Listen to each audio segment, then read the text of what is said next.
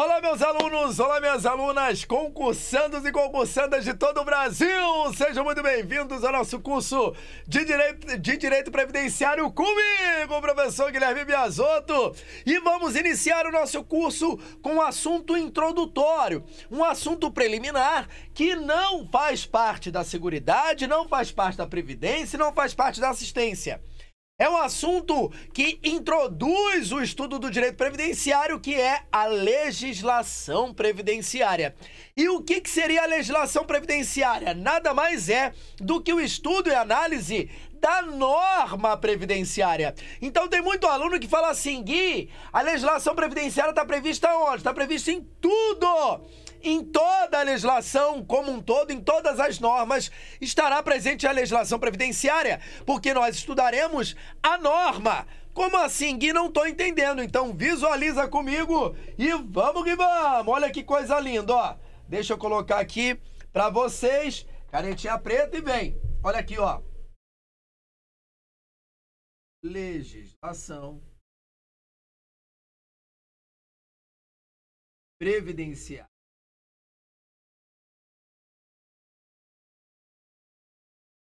Legislação previdenciária. Aí, olha que coisa linda. Como assim que coisa linda, Gui? Olha aqui, ó. O que é o estudo e análise da legislação previdenciária? Nada mais é do que isso aqui, ó. E a roxa, belezinha. Aqui, ó. Primeiro, conteúdo.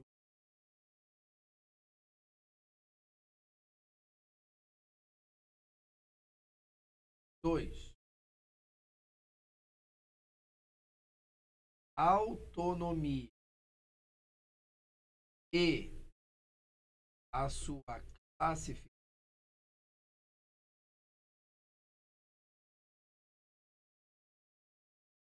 Autonomia e classificação. 3, fonte.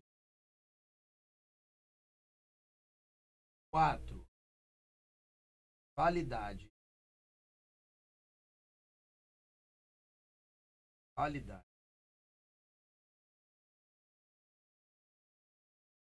Vigência.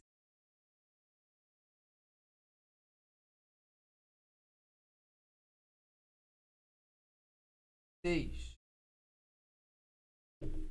eficácia.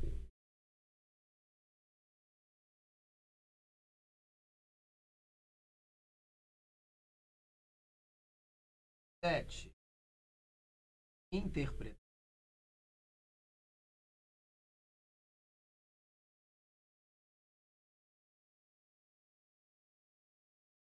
8,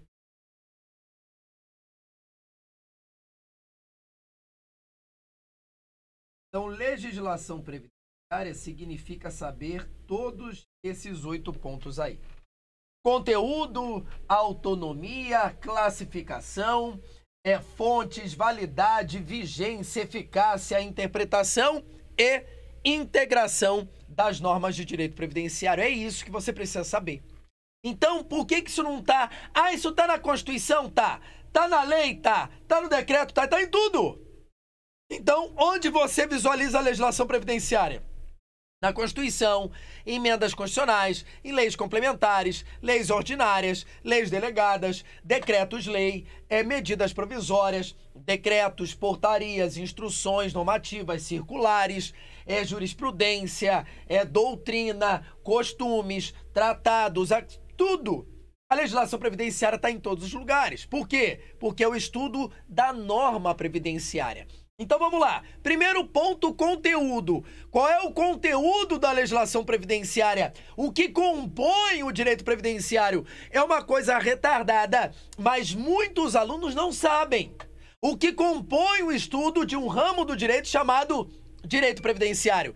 Quando estudamos o direito previdenciário, o que compõe o direito previdenciário? Isso você precisa saber. Então, o direito previdenciário ele é composto pela análise e o estudo de 4 pontos: Seguridade Social, Previdência Social, Assistência Social e Saúde. Então, toda e qualquer análise de alguma norma que trate sobre Seguridade Social, isso é direito previdenciário. Toda e qualquer norma que trate sobre previdência social, isso é direito previdenciário. Toda e qualquer norma que trate sobre assistência social, isso é direito previdenciário. Toda e qualquer norma que trate sobre saúde, isso é direito previdenciário. Então, muito cuidado, porque os alunos eles têm uma visão limitada, uma visão incompleta sobre o direito previdenciário. O aluno acha que o direito previdenciário é o estudo apenas da previdência. Tá errado. Quer dizer, tá errado não, tá incompleto, tá extremamente limitado. Quando estudamos Seguridade Social, estamos estudando direito previdenciário. Quando estudamos a legislação do SUS, a legislação da saúde, isso é direito previdenciário. Deu para entender? E olha que interessante, dentro aqui do nosso curso, nós estudaremos os 4 conteúdos? Não. Dos 4 conteúdos, apenas a saúde não trataremos. Por quê? Porque a legislação do SUS, ela é cobrada apenas em concurso público para a área da saúde. Seja para o Ministério da Saúde, seja para as secretarias estaduais de saúde, seja para a Secretaria Municipal de Saúde. Então, é só para a área da saúde. Então, por isso que dentro do nosso curso de Direito Previdenciário, dos 4 conteúdos, apenas a saúde não analisaremos. Mas estudaremos Seguridade Social, estudaremos Previdência Social e estudaremos Assistência Social. Então, conteúdo matamos. Ponto 2, autonomia e classificação. O direito previdenciário ele é autônomo em relação a qualquer outro ramo do direito, e ponto final. Então, o direito previdenciário, ele não está dentro de direito do trabalho, não. Direito previdenciário é direito previdenciário, direito do trabalho é direito do trabalho. O direito previdenciário, ele não está dentro do direito constitucional, não. Direito constitucional é direito constitucional e direito previdenciário é direito previdenciário. Acabou. Direito previdenciário é um ramo do direito completamente autônomo em relação a qualquer outro ramo do direito. Ponto. E por que que o direito previdenciário é autônomo? Porque o direito previdenciário tem princípios próprios, que nós estudaremos lá na Seguridade Social, lá na Previdência Social, lá na Assistência Social. Cada um dos conteúdos tem o seu princípio e é peculiar que só aparece aqui no direito previdenciário. Então tem princípios próprios, conceitos próprios, institutos próprios, legislação própria, jurisprudência própria, doutrina própria, tudo próprio do direito previdenciário. O INSS é uma entidade, no caso uma autarquia propriamente dita, de direito previdenciário. Conceitos, por exemplo, o que é empresa para o direito previdenciário? Empresa é literalmente aquela pessoa jurídica. Por exemplo, o meu escritório é o Guilherme Biasotto Advogados, é uma empresa. Agora, para o direito civil, não. Empresa é a atividade econômica que aquela pessoa jurídica exerce. Então, para o direito civil, Coca-Cola não é uma empresa. Coca-Cola é uma sociedade empresária. Empresa é fabricação de bebida, que é a atividade que a Coca-Cola exerce. Ah, o direito civil está certo? Não. Direito previdenciário está certo? Também não. Cada um tem as suas definições, os seus conceitos. Isso é muito importante. Então, o direito previdenciário é autônomo em relação a qualquer outro ramo do direito e ponto final. Beleza? Por que que é autônomo? Porque tem tudo próprio. Princípios próprios, conceitos próprios, legislação própria, doutrina própria, jurisprudência própria, institutos próprios e ponto final. E o que é mais importante, a classificação. Como que o direito previdenciário é classificado? Existem 2 formas de se classificar um ramo do direito. Nós podemos classificar aquele ramo do direito como de direito público ou de direito privado. Direito público é um ramo do direito que vai regulamentar a relação entre o Estado e o cidadão ou a relação entre o Estado e um outro Estado. Já o direito privado é um ramo do direito que vai regulamentar a relação entre 2 cidadãos. O direito previdenciário é um ramo do direito público ou do direito privado? Não há dúvida nenhuma. Direito previdenciário é um ramo do direito público. Por quê? Porque o direito previdenciário literalmente regulamenta a relação entre o Estado, que vai nos proporcionar a seguridade, que através da seguridade vai nos proporcionar previdência, assistência e saúde, que é o conteúdo do direito previdenciário. É o Estado que nos proporciona isso através da seguridade. Então, direito previdenciário, não há dúvida nenhuma, é um ramo do direito público. Porque regulamenta a relação entre o Estado e o cidadão. O cidadão, essa pessoa, vai usufruir da previdência, da assistência e da saúde através da seguridade. Então, o direito previdenciário é um ramo do direito público e ponto final. Show de bola? Coisa muito linda. Terceiro ponto agora, fontes. Quais são as fontes da legislação previdenciária, do direito previdenciário? Aí aqui eu preciso abrir um parâmetro aqui para vocês. Então vamos lá. Deixa eu passar aqui. Beleza? Coloca aqui, ó. 3.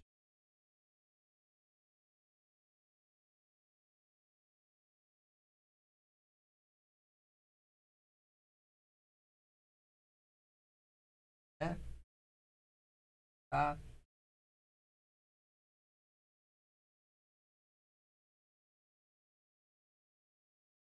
Tem que saber duas coisas sobre fonte. Primeira coisa que tem que saber sobre A. Quais são as fontes propriamente ditas? E letra B. Como que eu classifico essas fontes? E, ó. Tá? Tá? Acabou apagando tudo. Né? Aí, coloca bonitinho. Poxa, ó.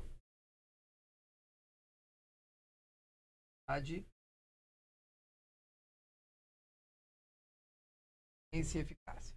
Ponto. E fica bonitinho, organizado aqui para vocês. Novo. Azul.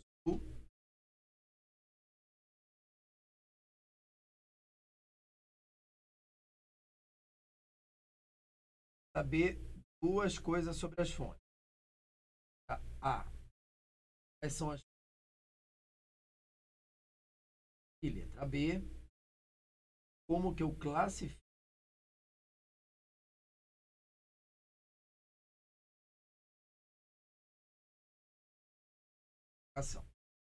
Então vamos lá. Quais são as fontes de direito previdenciário?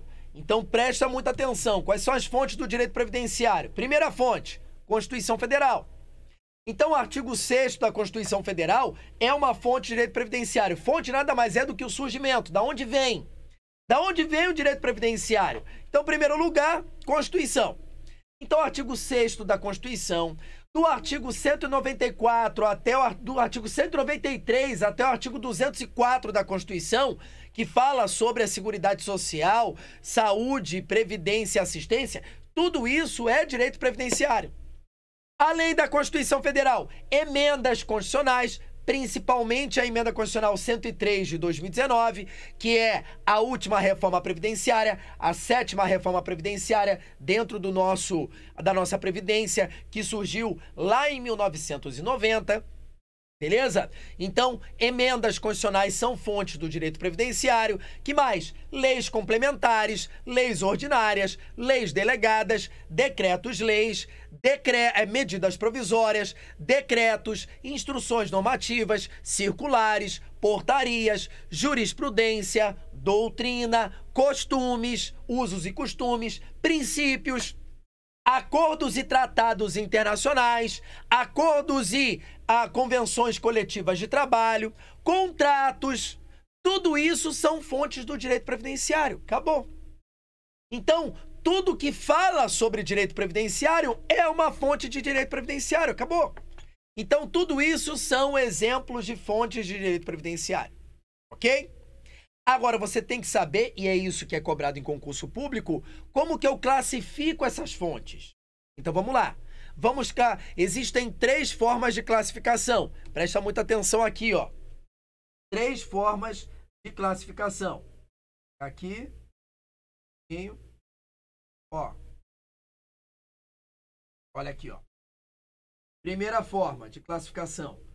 Fontes materiais.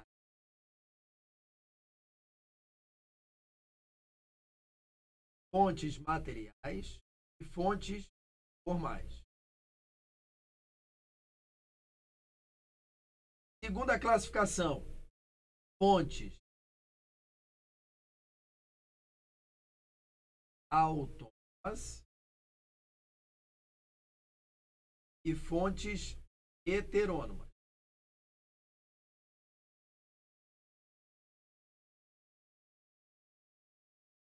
Fontes autônomas e fontes. E terceira forma de classificação, fontes primárias.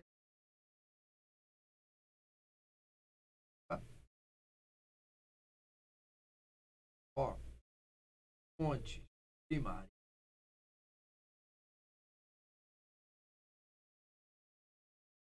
E fontes secundárias.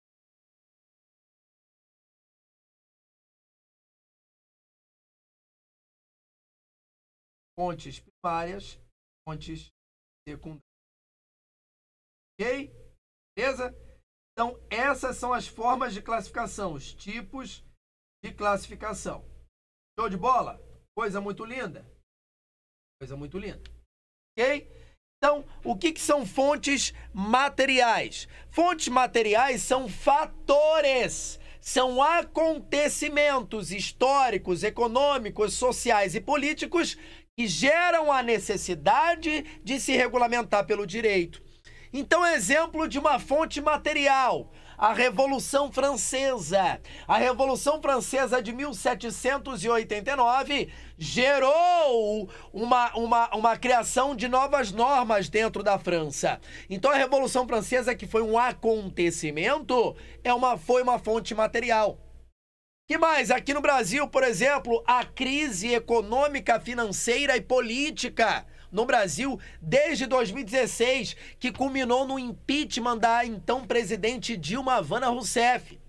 E logo depois do impeachment dela, veio a reforma previdenciária em 2019. Então, a crise que o Brasil enfrentava, econômica, financeira, política, foi uma fonte material que ocasionou o surgimento da reforma previdenciária.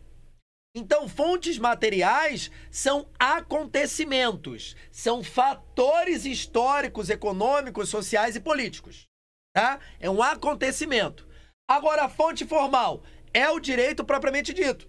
Então, Constituição são fontes formais, emenda constitucional é fonte formal, leis complementares, leis ordinárias, leis delegadas, medidas provisórias, decretos-leis, decretos, instruções normativas, circulares, portarias, jurisprudência, doutrina, tratados e acordos internacionais, acordos e convenções coletivas de trabalho, contratos, tudo isso são fontes formais do direito. Beleza? Show de bola, coisa muito linda. Usos e costumes são fontes formais do direito. Usos e costumes, fontes formais. Princípios, fontes formais do direito. Fechou? Então, tudo isso que eu falei. Fontes autônomas e fontes heterônomas. Muito fácil a classificação. Fonte autônoma, o próprio cidadão cria aquela obrigação para ele. Fonte heterônoma, o Estado, uma terceira pessoa vai criar aquela obrigação. Então vamos lá. Constituição Federal é uma fonte autônoma ou heterônoma? Heterônoma. O Estado criou. Emendas constitucionais, fontes heterônomas. Leis complementares, leis ordinárias, leis delegadas, medidas provisórias e decretos-leis, fontes heterônomas. Decretos, instruções normativas, circulares, portarias, fontes heterônomas.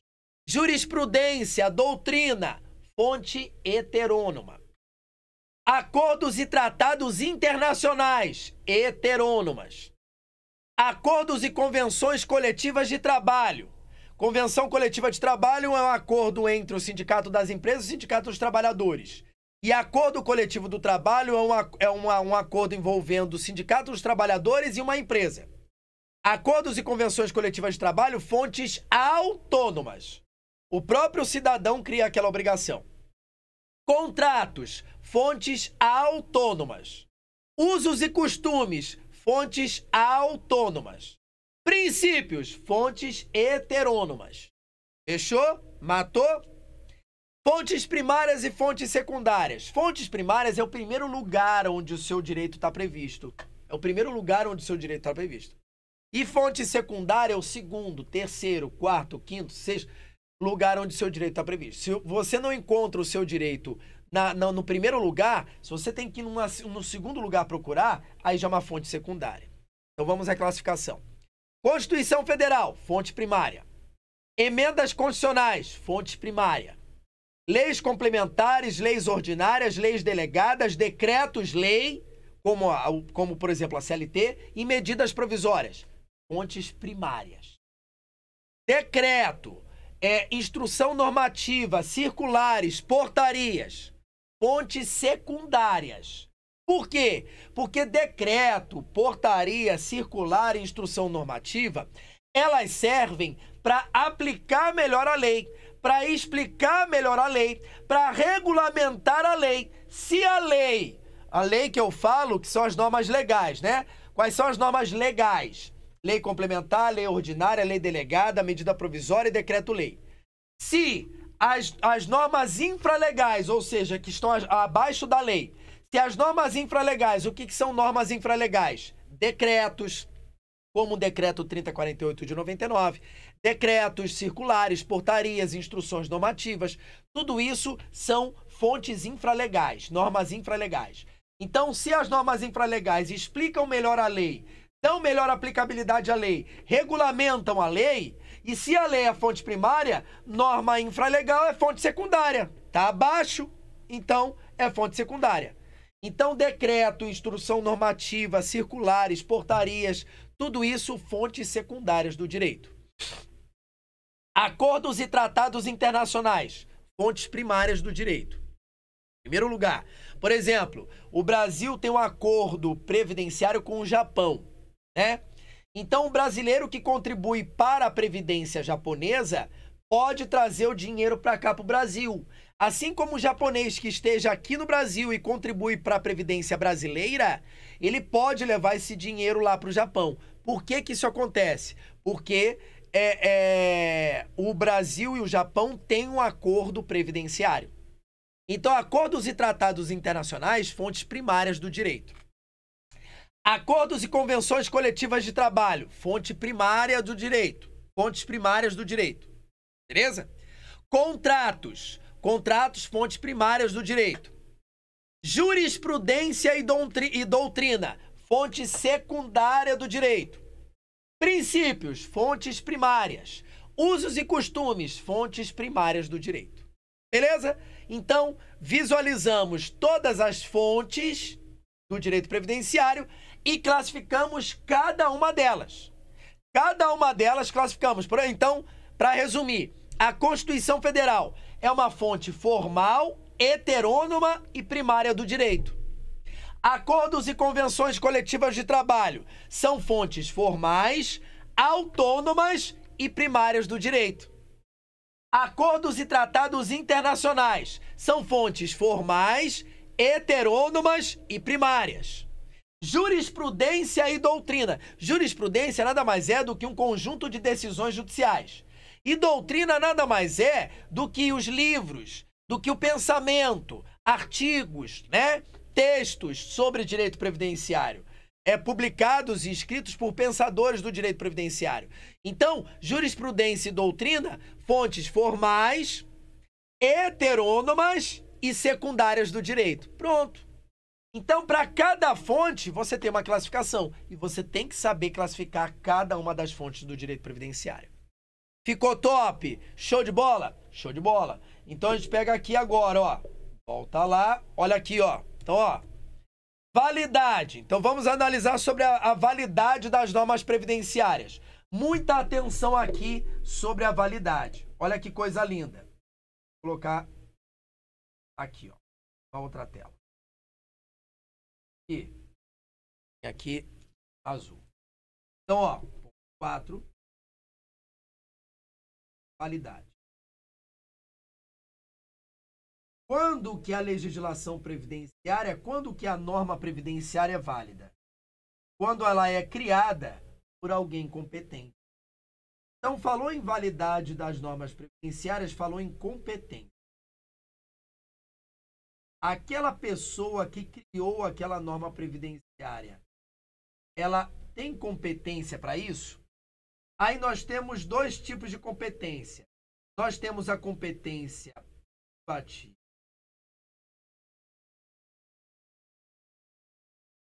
da União e nós temos a competência concorrente entre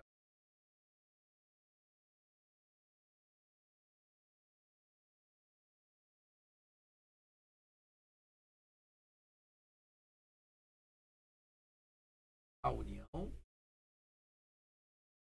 Estados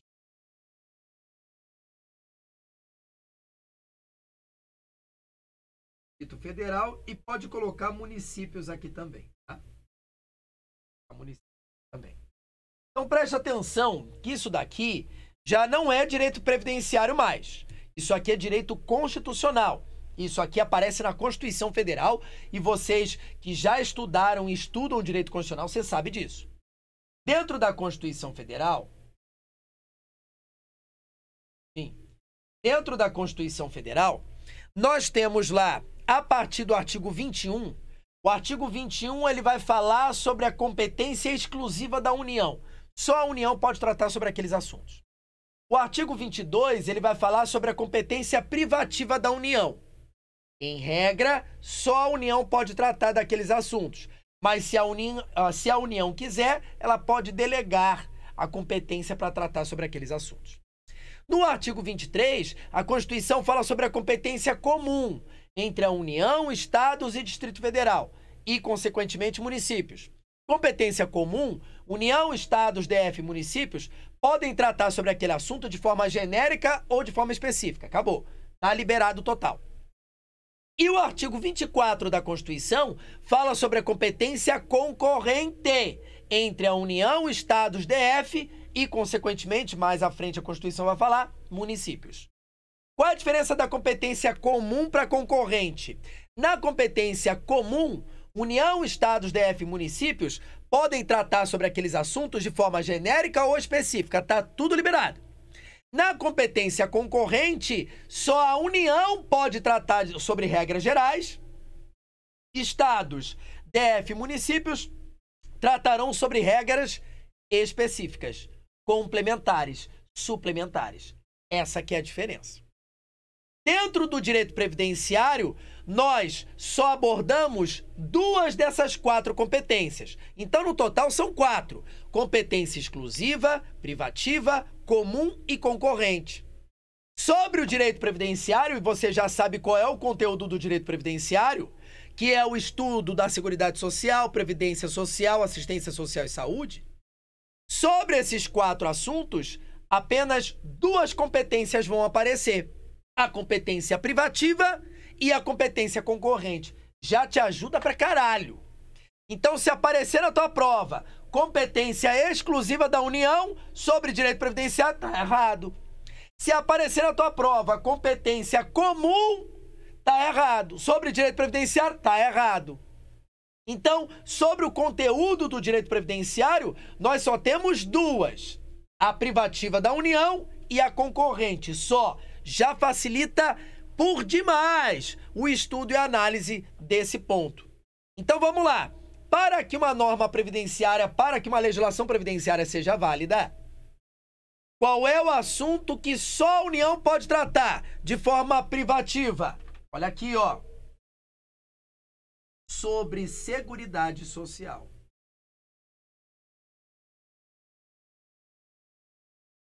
Seguridade. Então, sobre Seguridade Social, só a União de forma privativa que poderá tratar. E com relação à competência concorrente, Gui, saúde, você visualiza isso, tanto é, ainda mais na época de pandemia provocada pelo coronavírus. Então, você visualizou que teve muito decreto de governador do estado, muitos decretos de prefeituras, né, da legislação municipal, da autoridade municipal, autoridade estadual, mandando fechar o comércio, condicionando o movimento e o deslocamento dentro das cidades. Então, sobre a saúde, você visualiza isso. Estados, municípios, Distrito Federal, todo mundo legisla, trata sobre a saúde. E sobre a Previdência Social, também uma competência concorrente. Por quê, Gui? Porque cada ente federativo tem que ter o seu regime de previdência. E aqui você tem que tomar cuidado com isso. Qual é o cuidado? Olha só. Nós temos, e você visualizará isso, nós temos vários regimes previdenciários. O regime geral e vários regimes próprios. Vários regimes próprios. Olha aqui, ó. O regime geral é o plano previdenciário do trabalhador privado, do trabalhador em geral, trabalhador comum brasileiro. Beleza? E o regime próprio não, já é o plano previdenciário de servidor público. E aqui que está o grande detalhe. Sobre a competência concorrente, a União vai tratar de normas gerais, estados, DF e municípios tratarão de normas específicas, normas complementares, normas suplementares. Então, qual é o cuidado que você tem que ter? Com relação ao regime geral, só a União pode tratar. Só a União que pode legislar sobre o regime geral. Só a União. Muito cuidado com isso. Beleza? Só a União. E com relação ao regime próprio? O regime próprio não. A União, estados, o Distrito Federal e os municípios. Aí aqui todo mundo pode tratar. Sobre o regime próprio, aí sim todo mundo pode tratar. Agora, sobre o regime geral, não. Sobre o regime geral, apenas a União pode tratar. Muito cuidado com isso. Ok? Por quê? Porque é uma regra geral. E na competência concorrente, só a União pode tratar sobre normas gerais. Estados, DF e municípios tratarão sobre normas complementares, normas específicas que são aplicadas para eles. Deu para entender? Então toma cuidado com essa diferença. E o último detalhe, com relação à competência exclusiva, com relação à competência exclusiva, com relação à competência privativa da União, toma cuidado que a União, se ela quiser, ela pode delegar essa competência para os estados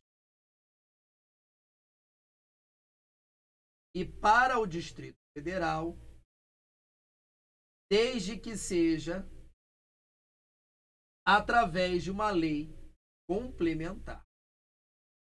Então, através de uma lei complementar, se a União quiser, ela pode sim delegar a competência para tratar sobre Seguridade Social para estados e Distrito Federal. Se a União quiser, mas somente através de lei complementar. Vocês estudaram direito constitucional, estudam direito constitucional e lá dentro do processo legislativo, vocês sabem que a diferença entre lei complementar e uma lei ordinária. A lei complementar, ela vai complementar assuntos tratados na Constituição. E a lei ordinária, ela vai definir sobre assuntos gerais. E outro detalhe, para que uma lei complementar seja aprovada no Congresso Nacional, eu dependo de maioria absoluta. Para uma lei ordinária ser aprovada perante o Congresso Nacional, eu dependo de maioria simples. Então o quórum é diferente, os assuntos são diferentes e a lei complementar ela está acima da lei ordinária. Então são coisas diferentes.